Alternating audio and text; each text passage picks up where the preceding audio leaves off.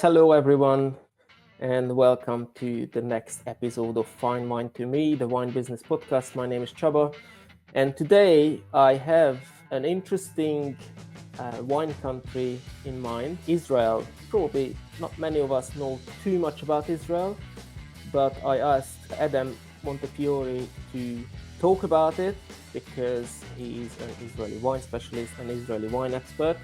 And I think he can shed some light on this subject and hopefully an interesting conversation about the past, the present and future of Israeli wine right after the intro.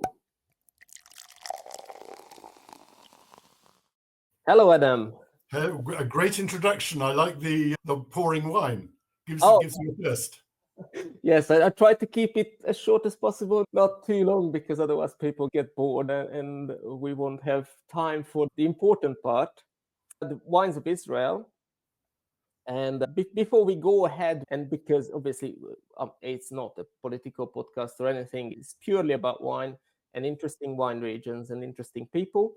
But because of the current situation, I assume before somebody pulls me up on that, I have family connection in Israel, and at the same time I also have friends and colleagues in other parts of the region as well. But we are here today to talk about Israeli wine. And Adam, first and foremost, tell me about yourself, because Montefiore sounds very Italian to me. I don't know if I'm right or not. You are. The roots of the family name Montefiore, it comes from Italy on the Adriatic coast. Montefiore means mountain flower. And my family came from Italy to England something like 200 years ago, spent a couple of hundred years in England, and I came to live in Israel 35 years ago. Yes, but you were born in England, is that right? I was born in London. I was brought up in London. I lived and worked from England and made the move to come to Israel in my 30s. Okay. And how is that? What was the reason to move to Israel? Why Israel? Firstly, it's a very vibrant country. It's a very exciting country to live in. It's a country where, you know, the good weather, the good food, very dynamic people. And one of the reasons was a very exciting wine country.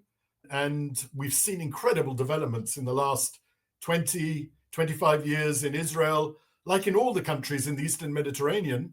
Yep. And so it's been very exciting for me to be part of that as a wine guy. So, but Israel is a country, you know, most people see the headlines and they forget that it's a normal country, people working, children going to school, and it's generally a country that's far safer than I would be happier if I had young children walking about in Israel at night than walking about in London at night. So the image of the country is totally different from the reality. It's a wonderful place to bring up a family. Yes, I was going to mention actually, because my niece just spent 6 months in Israel because she went to a Jewish high school in Budapest. And when she was a baby, she lived there for a year and a half. And then now she, as an adult, she went back to pick up a little bit on the language side. And she always enjoyed going to Israel and being there. And she always told me, apart from the occasional sirens when she had to move, she feels safe. She feels absolutely... No, it's an amazing country, so different from what you see on CNN and Sky all the time. I remember when I was a child, there were lots of troubles in Northern Ireland.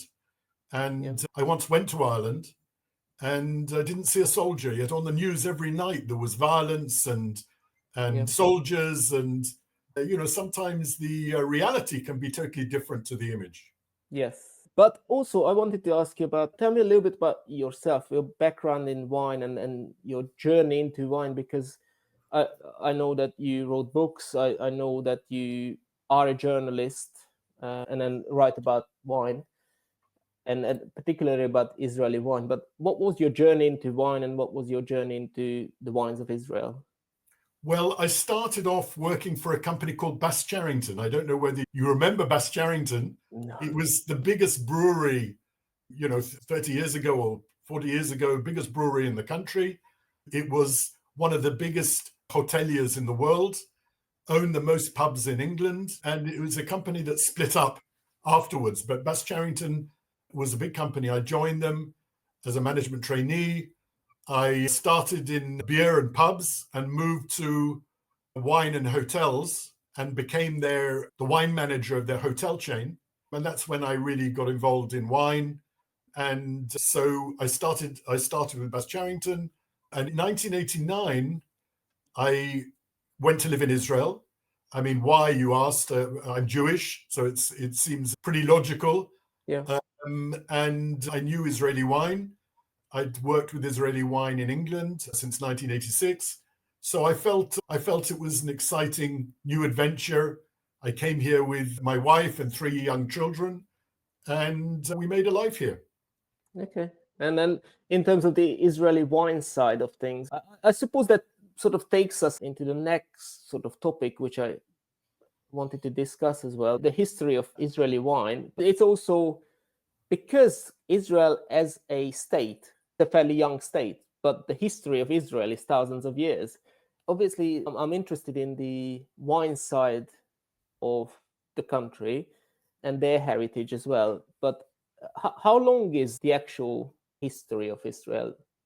Well, the history of wine in the country that became Israel is as long as winemaking itself. I mean, you know, in the recent research, they discovered that wines of the Levant, which is the Eastern Mediterranean basin, including countries like Lebanon, Israel, Cyprus, was making wine. You know, when winemaking started, it started basically in this area.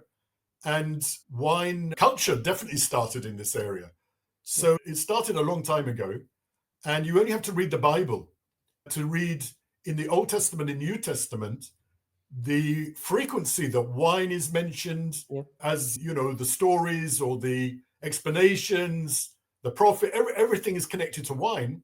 And the reason was that wine was so important in those days. They drank more wine than water because water was dangerous. Wine was vital for the economy. And so we're treading in very historic steps in the wine industry today. So when I came in 1989 as a wine buyer for a wine manager of a hotel chain, I was dealing with wines from all over the world.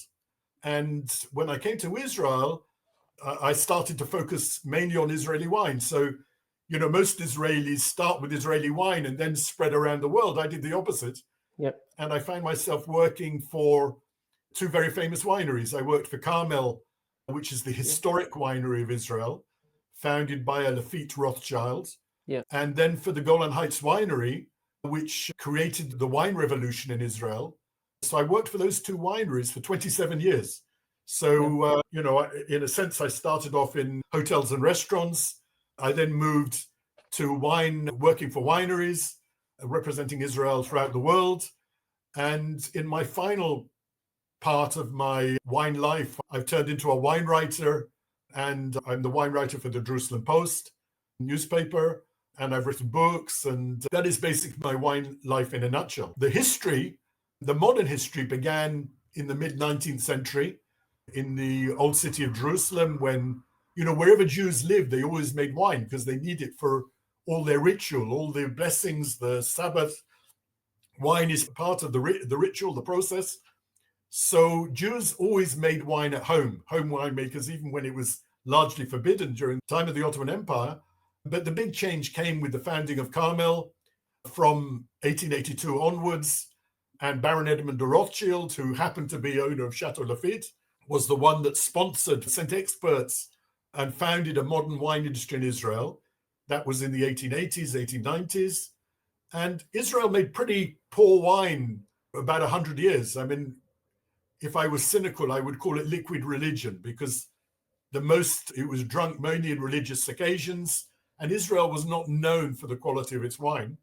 But the industry was founded, it had a secure base, and in the 1980s, 100 years later, Yarden Wines, or the Golan Heights Winery, finally started to produce high-quality wines. And the wine industry moved from the coastal region, where Rothschild had built up the industry in the coastal region, which was hot and humid. And the Golan Heights Winery was the first winery to move to high altitude, high elevation vineyards, up to 1,200 meters above sea level, realizing that Israel was equal with North Africa in terms of where it is on the map. So to make quality wine, you have to climb. And Israeli wine moved northwards to the Golan Heights, to the Upper Galilee, and eastwards to the Jerusalem mountains to find high elevation. And most of the wine industry is now situated in those areas. And it started with the Golan Heights Winery, which was like the Robert Mondavi of Israeli wine in terms of creating change.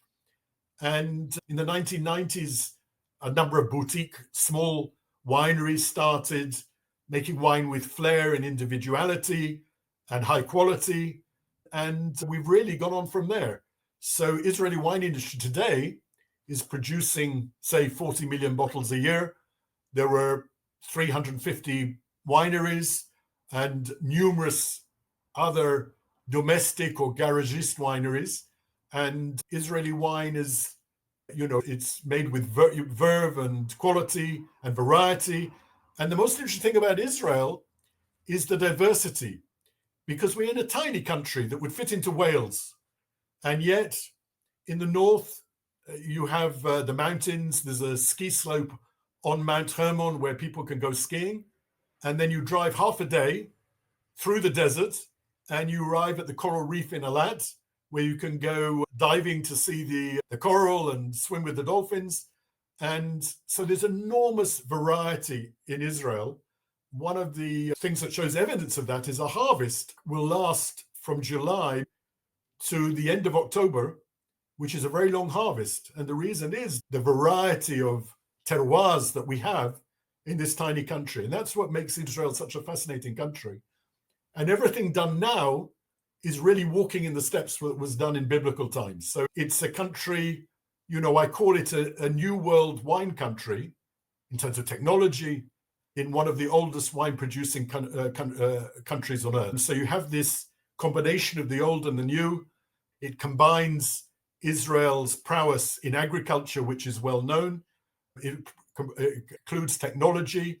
Israel is famous for its technology, for its high tech, known as the startup nation.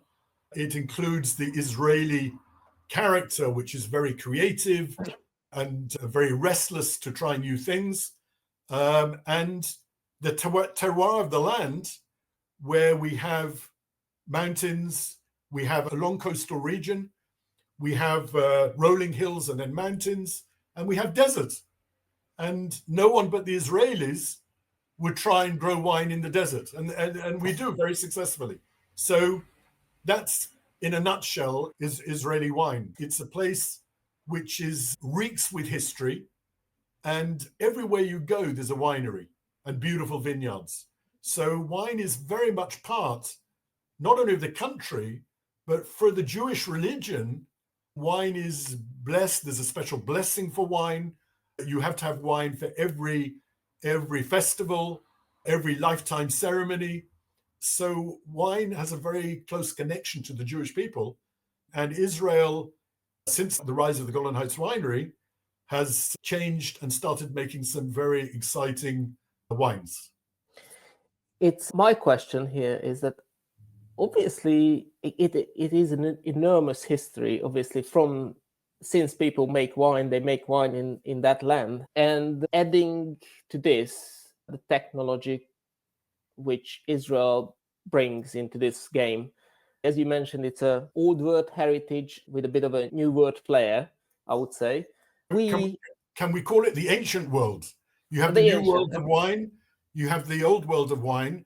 Israel and our surrounding countries, we really represent the ancient world. Yes, true. Yeah, exactly. Because the old world you would call, France and Italy. Italy, but Spain. Georgia, Armenia, Cyprus, Lebanon, and Israel are all the ancient world. Yeah. And if you were a wine expert 2,000 years ago and you saw wine from one of these countries, it wouldn't surprise you, because these were the countries that were making wine in those days. Yeah. So this was long before France or Italy came to the table. And interestingly, Israel, the country from the time of Canaan, since the time of Canaan, the Egyptians, the Romans, the Greeks, the Crusaders have all passed through, leaving a bit of their wine culture in Israel.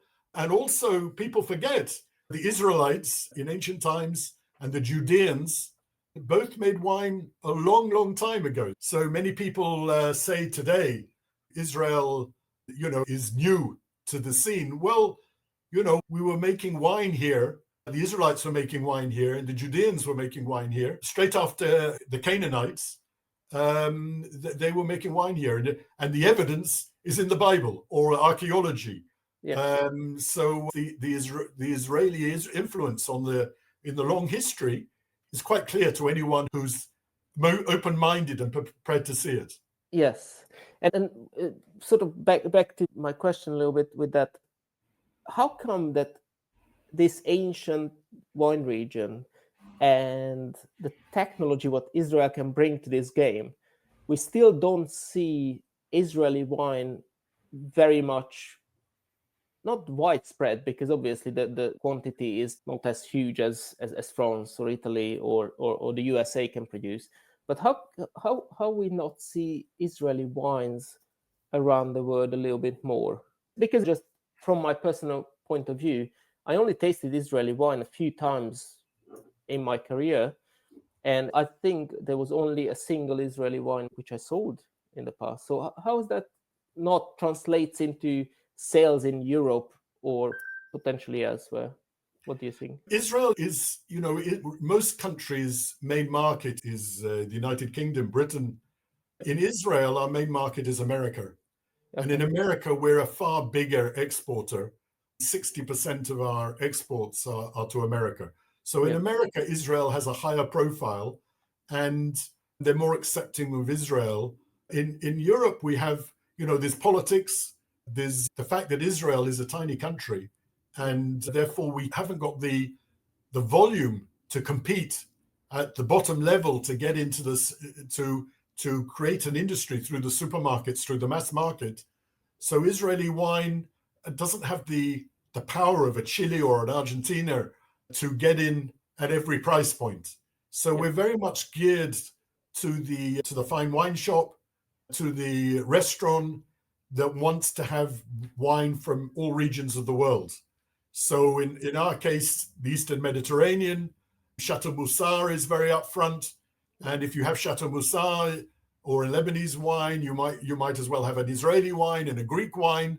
So the Eastern Mediterranean has become of interest to people looking for something extra. But in terms of volume, we don't have enough volume to sell the brand in the mass market, and therefore prices are a bit more expensive. And Israel is also a bit typecast because people assume Israeli wine is kosher, therefore it's for a Jewish ethnic market, when of course it's not. I mean, you make wine whether it's kosher or not exactly the same way. You use the same Cabernet Sauvignon grape, you trellis it the same way, you harvest it the same way, you make the wine in the same way. And at the end, this is, it's exactly the same whether it's in Napa Valley, Bordeaux, or the Galilee. The wine's made the same way. That actually brings me to my next point. What is actually kosher wine in that case? So technically it is same as everything else, or? Kosher wine means that someone who observes the Jewish dietary laws can drink it. So that is a certificate that's given and by a supervisor that says that someone who is a religious Jew can drink the wines. And what it means, basically, do you need a rabbi to sign it? You need a rabbinical supervisor, okay. But it's not like the rabbi has to bless it or something like that. Okay. If you're making kosher food, the chef doesn't have to be Jewish, but if he follows the rules, you're not allowed to mix milk with meat, you're not allowed to eat pig. So if you follow the rules, a non-Jewish chef can make kosher food. The emphasis is on the source of the food. In wine, the emphasis is on the handler. So the people handling the grapes from the time they arrive in the winery has to be a religious Jew who observes the Sabbath. And apart from that, there is no difference. So if a Jewish winemaker who is not religious wants a sample from a barrel, he can't take it himself. He'll have a helper who's worked with for years, who knows winemaking, who will take the sample for him. And this is basically what makes the wine kosher. That the emphasis is on the handler rather than on the source. Okay. And every item used in kosher winemaking has to be certified as kosher. So that's like really a complicated ISO system where you simply have to account for every single thing that goes into the winemaking process. It's a bit like making organic wine or vegan wine. You follow some rules. I'll give you an example. The isinglass is used in winemaking, as you know, but it comes from a sturgeon fish, and the sturgeon is not kosher. So in kosher winemaking, we have to choose something else. So we'll use bentonite clay or something like that, but the wine is made in the same way. So the image that kosher wine has is really had to battle with the problem of what we call Kiddush wine or sacramental wine, which is the sweet kosher wine that people use to make Kiddush, to make the blessings, which is sweet and horrible. Palwyn in England and Manischewitz in America are examples. And many people confuse these sacramental wines with kosher wines, kosher table wines. Kosher table wine can win awards, can win trophies, can get high scores. So really, the actual kosher certificate is irrelevant to the quality. I mean, not all wines in Israel are kosher. Only about 55% of the wineries in Israel produce kosher wine. There's an awful lot that don't produce kosher wine. But some of the best, some of the most famous, I mentioned Yarden, there's Castel. These are wines that are high quality wines with a worldwide reputation, which also happen to be kosher. Yes. So, when a wine critic tastes them, they will not taste any difference. They won't know it's kosher. Yes. But the kosher wine drinker who wants a kosher wine will find out it's kosher. Look on the back label, and like there's a organic certificate or vegan certificate, there'll be a little kosher certificate, and he knows it's okay for him to drink. So these are quality wines which happen to be kosher. And, the question is, so if you want to export wines from Israel, for example, as a logical step to the USA, is it mostly kosher wine which gets exported? My question in the back as well. Israeli wine export more for the Jewish community worldwide, or is it for anyone really? Or is there a percentage? Do you know anything with how much of your export is actually kosher and how much is not? Or is it significant at all? There is a paradox here. I said that 55% of the wineries only in Israel are kosher. Yeah. But well over 90% of the wine made in Israel is kosher. And the reason is all the bigger and medium-sized wineries produce kosher wine. Why wouldn't they? Because it's a captive market. So if there is a percentage of religious Jews who want to drink your product, and you can make a great world-class product, even if it's kosher, why would you make a wine that not all your potential customers could drink? So well over 90% of the wine coming out of Israel is kosher. And the answer to your question is, obviously, a lot go to the kosher market, but a lot also goes to, there's a big Jewish market in America that aren't kosher. And there's a normal lot of people, when I started in the wine business a long time ago, a wine list really consisted of, France, Chianti from Italy, Rioja from Spain, and that was it. Now the whole world is making quality wine, and people like to create wine lists and to select wines from wine shops, which has, more interest. Who would have thought that there'd be wines from Lebanon or Greece, coming to the fore 25, 30 years ago? And Israel is part of that trio. So if you want to have a wine list that shows you've shopped around and you're looking for something that customers wouldn't normally have, you would add a heading, maybe Eastern Mediterranean. You would add a Greek wine, a Lebanese wine, an Israeli wine, and you've got a whole new historic wine region represented, all of them very different, and all of them from the ancient world, and all of them 30 years ago, you wouldn't have put them on the wine list. And so the interest is not just in the kosher market, which is a captive market, I agree, but also for for people who are interested in finding it something exotic, something different. And in the same way that Greek wine might be on a wine list or might be on a wine store where it wasn't before, Israel and Lebanon are in that category, and Cyprus are in that category. So we represent what is really a new, slightly exotic to many wine region, which has been making wine almost longer than anyone. So for those curious, for those interested in selecting different wines from around the world, then Israel comes to the fore. And people are interested, like they want a 𝘂𝘪𝑐ⁱ from Greece, they may want Chateau Moussard from Lebanon, and they may want 𝘍𝘪𝘭𝑗 𝑐astell from Israel. So that's our place, to find the people who are representing a wider range of, to the wine specialists who just buy from Spain, Italy, and France, they wouldn't be interested in Israel. But a lot of distributors, importers, are looking for something a bit more exotic, something which is a bit new for their customers, to show them a different wine region. And that's where we come to the fore. So I can't say that we just sell to the Jewish market, even though that is obviously the base of it.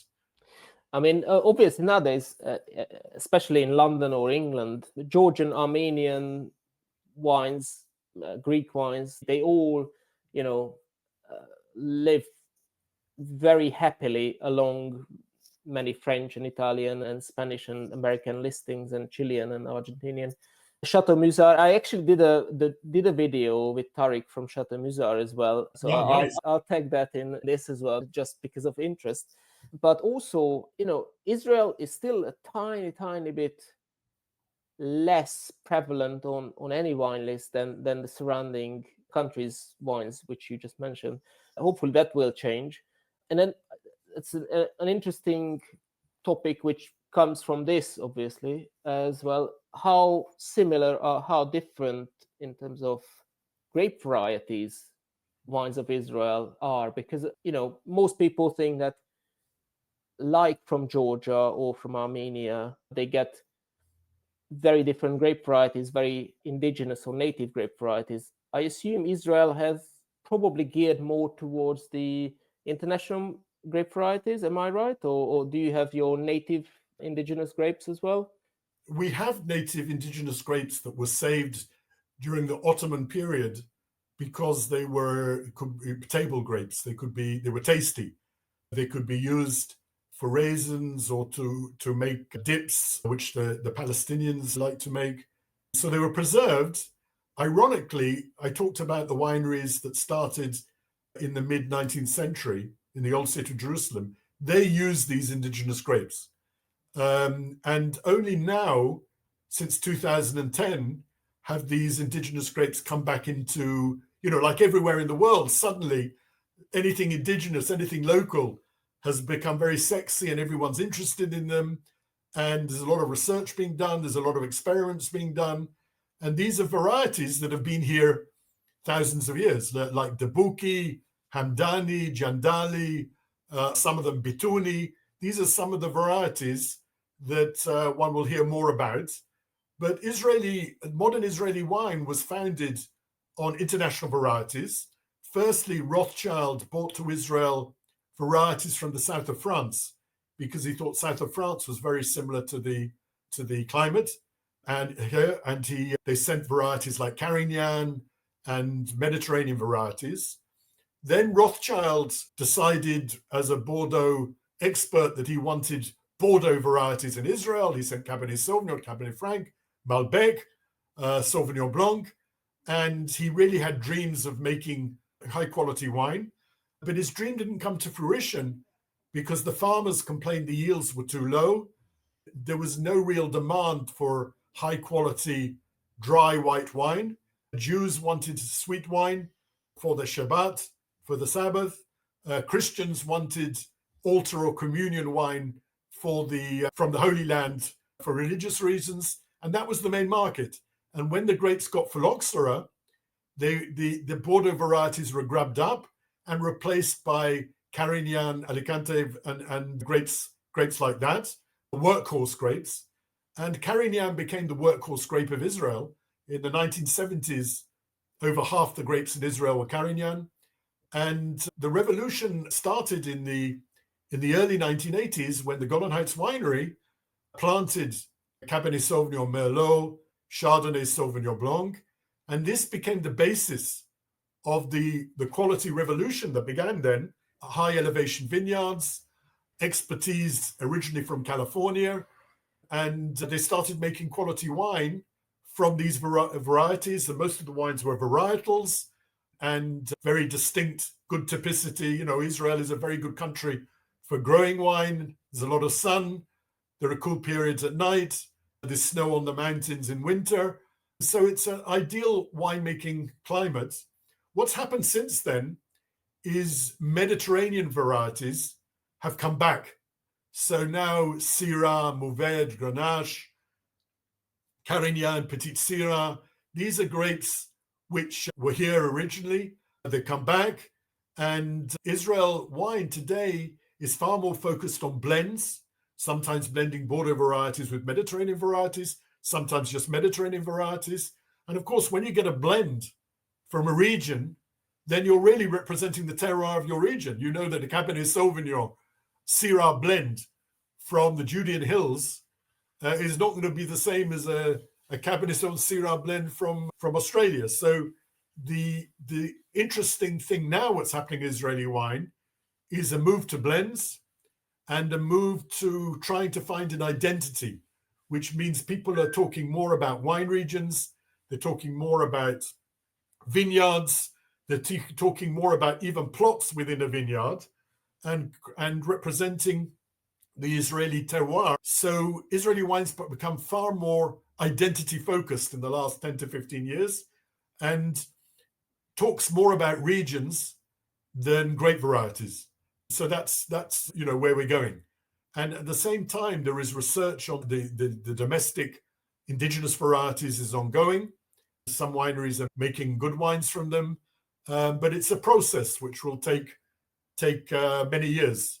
And so it is full of interest. And what do you think? Is it France or is it the US which has more influence in terms of grapes and winemaking techniques and everything? Because they are the two obvious choice for you outside of the local grapes and the local knowledge and everything else. Okay, so that's a very good question. So when Israeli wine was found, it was founded with French experts. The first winemaker of Carmel was from Bordeaux. Yep. The agriculturists, the agronomists were the top viticulturists from Bordeaux. The winemaker of Château Lafite, Charles Mortier, was the first wine consultant. So the Israel wine was founded on a basis of French knowledge and French expertise. Then the 𝘂 𝐁𝐻 winery came in the 1980s, and their expertise was Californian, as they bought a Californian wine consultant, Peter Stern, who'd worked for Mondavi and worked for Gallo. And he really brought about change, and he brought a lot of protégés of his to work at the 𝘂 𝐁𝐻 winery. And they really introduced new world technology, which is very important in a hot country. And then most of the expertise was from California. But what's happened since then is young Israelis travel to learn all over the world. You know, New Zealand, Australia, wherever you can learn about wine, they learn about wine. They then go on to do stages at some of the top wineries in the world. And then they come back to Israel. So it's a real melting pot of one of the things that's most attractive about Israeli wine is these days, the winemakers come from everywhere and they've had experience everywhere. And they bring this back along with the peculiar Israel adventure and creativity and energy to try and do something new. So that is one of the most exciting things about Israel. It began with France. The big step forward was with California. And now everyone is here from everywhere. And it's global. And you see different influences from different places trying to make a product with an Israeli identity. Do you think they don't just bring in ideas and expertise, but do they bring in new grape varieties as well? Do they try new grape varieties outside of the already mentioned ones, or is it very climate specific what you can grow, obviously? funnily enough, Israelis are very adventurous and they love to try new things. And if someone says it won't go, then they'll do it because they want to try it. Israel's known as the startup nation, as you know. It's a country, it's a people, the Jewish people are very creative. And we have something ridiculous, like 70 grape varieties that are grown here, most of them international. Yep. And which means that people are trying everything. We're in the early stages of a revolution. You know, Israel has made wine for thousands of years, but only in the last 30, 20 years is it any good. So the experimental curve is still going. So we have a lot of grape varieties. We have a lot of experimentation. People try everything they can. There's some very weird choices for Israel, which is a hot country, but also very standard. I mean, the largest growing varieties in Israel are Cabernet Sauvignon, no surprise there, Carignan, which is what I call Israel's adopted variety because it's been here so long. It's been here 150 years, Carignan. Merlot, Syrah or Shiraz, and Petit Verdot. Those are the biggest planted varieties, but you'll find varieties from all over the world here. Yeah. And what people are learning is different varieties do well in different places. Like Cabernet Sauvignon grows best in high elevation vineyards, so it needs the Upper Galilee or the Golan Heights. The Syrah grows well everywhere. It's a very strong grape throughout the Eastern Mediterranean, also in Israel. That there's some varieties that grow in the desert well, in the Negev desert, where Cabernet doesn't do so well. So we're in a process of learning, experiment, and there's an incredible energy of the Israeli winemaker who is very youthful, very knowledgeable, and very hungry to try new things.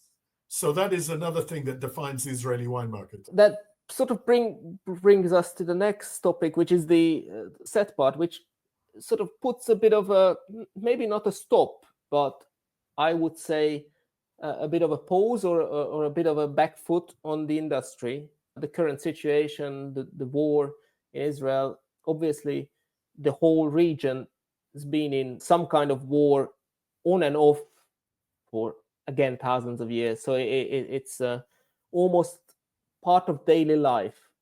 But this situation is a little bit different. And anyone who opens the news or watch anything, they know about what's going on. Definitely talks about at least two places in the world, Ukraine and Israel. Ukraine, by the way, is another. I have an episode on Ukrainian wines as well. Oh, wow, that would be very interesting. Yeah. I'll take that as well. But going back to this, the effect, the short-term and long-term effect of the war on the industry, because as you mentioned before, daily life goes on in Israel without bigger problems. Obviously, the Israeli Defense Forces is really strong and probably the strongest army in the region. So I think people are mostly safe in Israel, but yet vineyards have quite serious effects, I assume, in terms of what the war brought. I saw images of signs by the vineyard that danger, there's mine in the vineyards. And so what's the situation on that front? And how does it affect the wines of Israel? Well, firstly, I must make the point that there was no war on October the 6th. On October the 7th, Israel was attacked by Hamas. Yeah. And October the 8th, Israel was attacked by Hezbollah. Before that, there was no war. There wasn't a warm peace, but there was no war. Now, secondly, we're here very relaxed talking about wine. But last night I was in my bomb shelter with my dog, rushing to the bomb shelter. The night before I was at a wine launch with a wine glass in hand, and we had to rush to a safe room.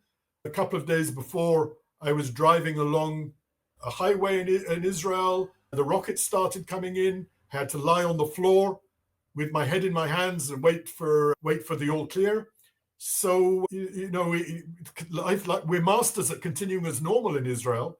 We have a saying, keep calm, drink some wine and carry on.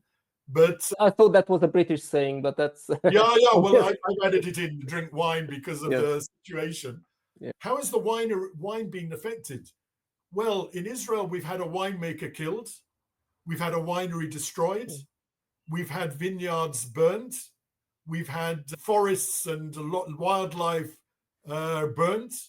We've had wineries for over a year now. I'm talking in the Upper Galilee and the Golan Heights. Yeah. They have been bombed every day for a year by Hezbollah from Lebanon. So when people talk about what's going on now, people forget that every day since October the 8th, Israel has been bombed in the north of the country. There are nearly 100,000 Israelis living as refugees in their own country. They're living in hotels, living in a hotel room with a family, young children in one room in a hotel for a year. And some of these are winery workers. The wineries in the danger area in the Upper Galilee and the Golan Heights have been closed. The visitor centers aren't open. Every action, whether it's bottling, whether it's work in the winery, it becomes something that's dangerous.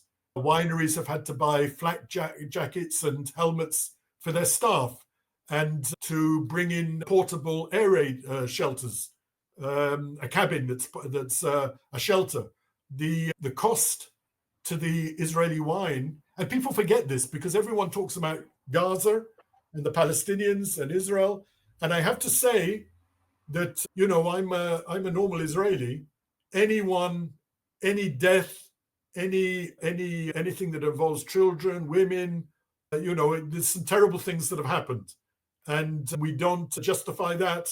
And we bleed for what's happening.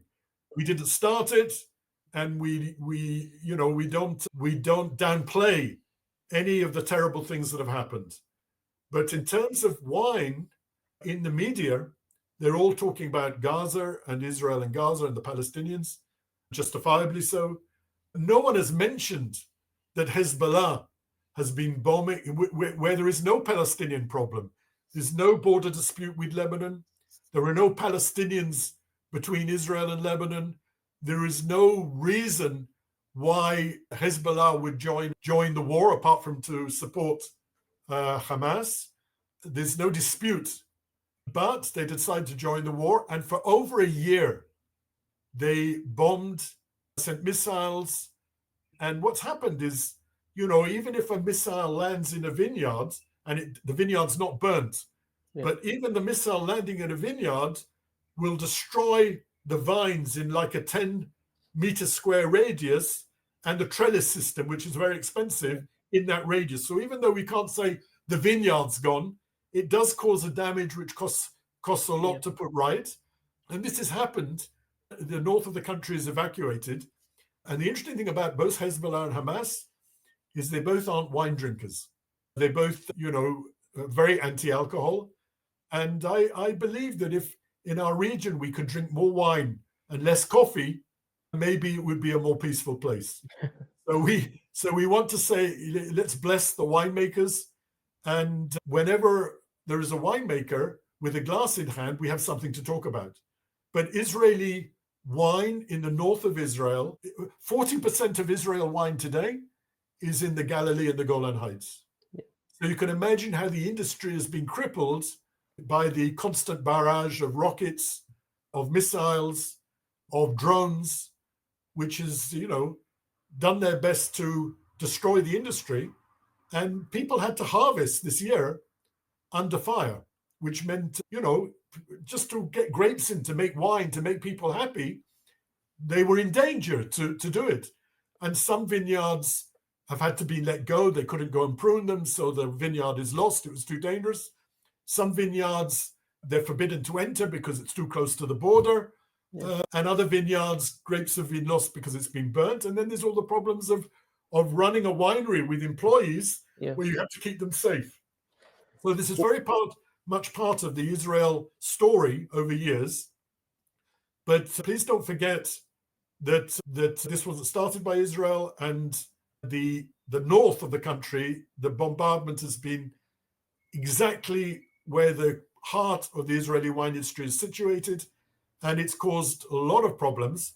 But Israelis are masters of carrying on and doing the best and making wine and And I believe the wine industry in Israel shows the beautiful Israel.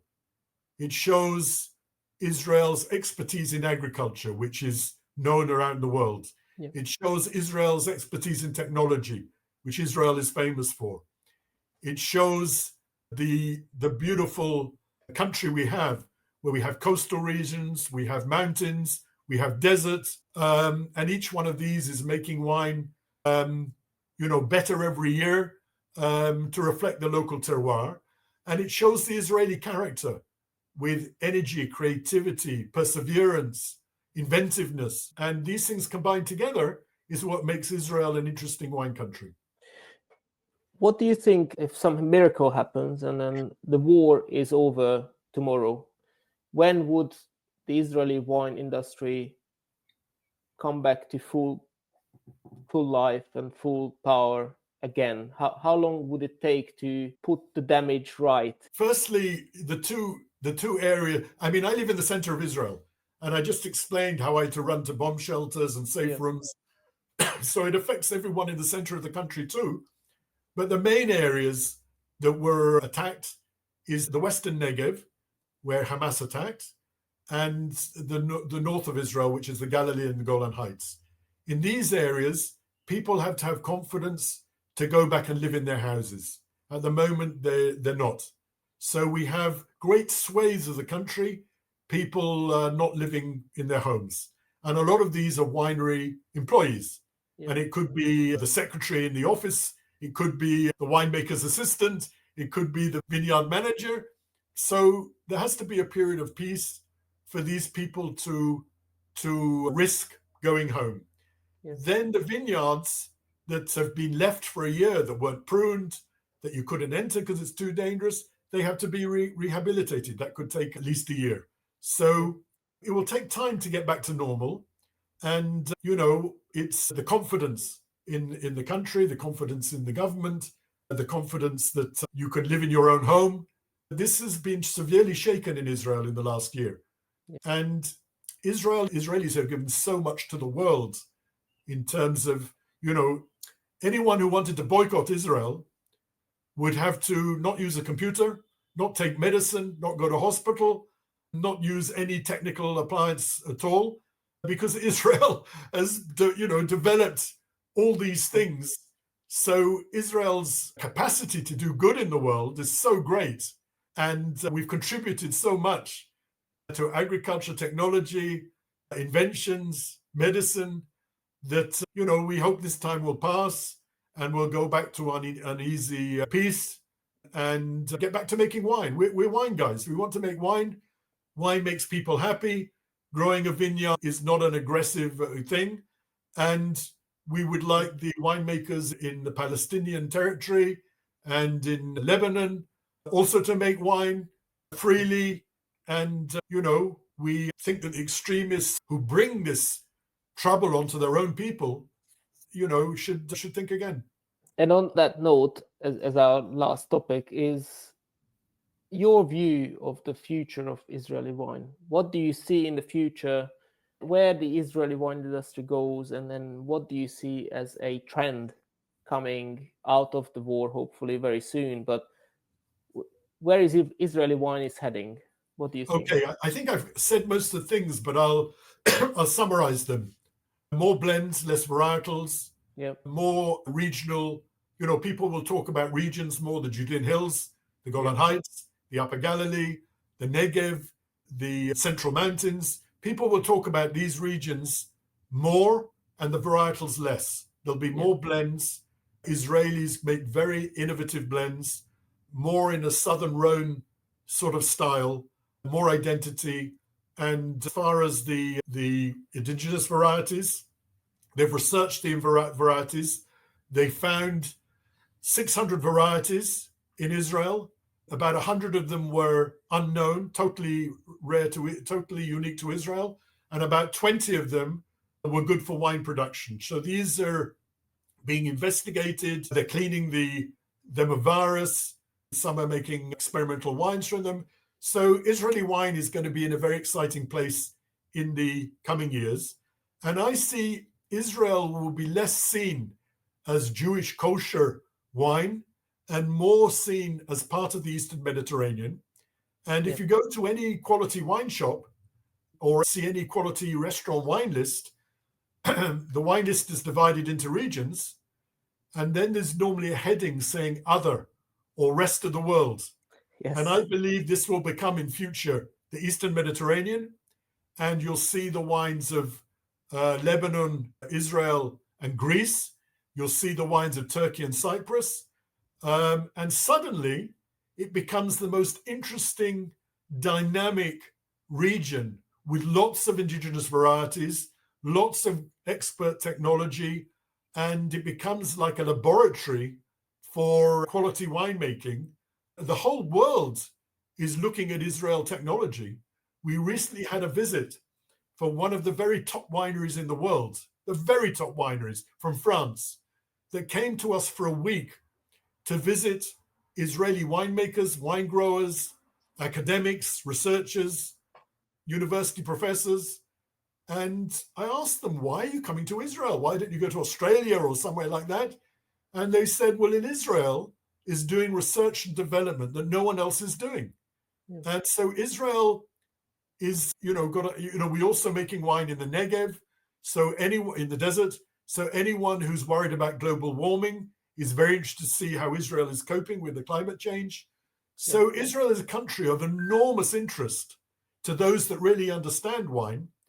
And I see in terms of marketing, our position will be more in the Eastern Mediterranean. 35 years ago or more, I was the wine manager of a hotel chain, as I told you. Yeah. And then I was very revolutionary and innovative. I put on our corporate wine lists a section called Eastern Mediterranean, even then. And on it was Chateau Moussard and Yarden from Israel. So Lebanon and Israel, who are enemies, if you like, but the distances between the two of them are so small. The terroir between the two of them is very similar, but the winemaking philosophy of the two countries is very different. And this is a region that's so small, it would get lost in California. So if you add in Turkey and Cyprus and Greece with all the history, you suddenly have a wine region that is new to a lot of people and fascinating. And I see Israel as part of this region. We make wines different to all the others. We're very advanced and very we like to explore new things. And with the traditions and the quality in the other countries who've all gone through the same revolution in the last 20, 25 years, and they're all discovering new indigenous varieties, which they didn't know exist and we didn't know exist. So I believe Israel is a fundamental part of the Eastern Mediterranean, or the Levant, if you like, and that should be of interest to wine sommeliers and wine buyers all over the world. And it is. We're getting more and more interest from people that like to explore their wine interests. And, as I said, most people who concentrate on France and Italy will never be interested in the Eastern Mediterranean. Yeah. But a lot of people have wines from South America. They have wines from Australasia. Why not from the Eastern Mediterranean as well? So it's a new wine region to many people and a very exciting one. And arguably, it's the wine region that's changed the most in the last 20, 25 years. I keep talking about Eastern Mediterranean. If you add Armenia and Georgia, you don't call it the Eastern Mediterranean, you call it the ancient world. Yeah. And so whether you concentrate on the Eastern Mediterranean or the ancient world, in my view, it's the most dynamic and interesting and fast improving and fast changing wine region in the world. But that was a very impressive last few words, actually, because I like the way you look at it. I like the way you, although you focus on Israel, you still see that as part of a bigger picture as well. And I really hope that more and more Israeli wines will come into the UK as well, and then make their ways on restaurant lists and independent wine merchants' shelves as well. And let's hope for a better future and a brighter future, and I would say more peaceful future as well, because that's useful for everyone. And we pray for the winemakers of our region, from Lebanon and Israel and the Palestinian region, and that they will continue to make wine uninterrupted, and they can make wine and grow vines without being cursed by the fundamentalist extremists that don't like wine. So let's drink more wine and say, in Israel, we don't say cheers, we say l'chaim.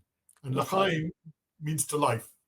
Yes. So let's say to life, and let's hope that our neighbors and the civilized people in our region, which is the majority, choose a peaceful existence over and above those that want to ferment disorder and destruction. Well, l'chaim to that. And Adam, thank you very much for your time. It was great chatting to you, and I'm sure we could talk a little bit longer as well about loads of things. But guys, thank you for watching, thank you for listening, and join me for the next one as well. Adam, thank you very much. Thank you, Csaba, and good luck with your podcast. Thank you for coming to Israel. Thank you. Thanks a lot, guys. Cheers.